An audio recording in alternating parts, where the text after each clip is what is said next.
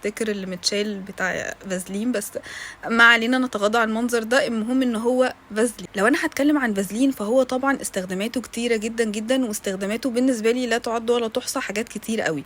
بس انا ممكن اقول لكم اهم الحاجات اللي بالنسبه لي فادتني فعلا جدا وبستخدمها باستمرار، سواء صيف او سواء شتاء. طيب لو انا هتكلم في فصل الصيف عامه والشتاء، يعني دي حاجه كده معانا طول السنه، وهي ايه؟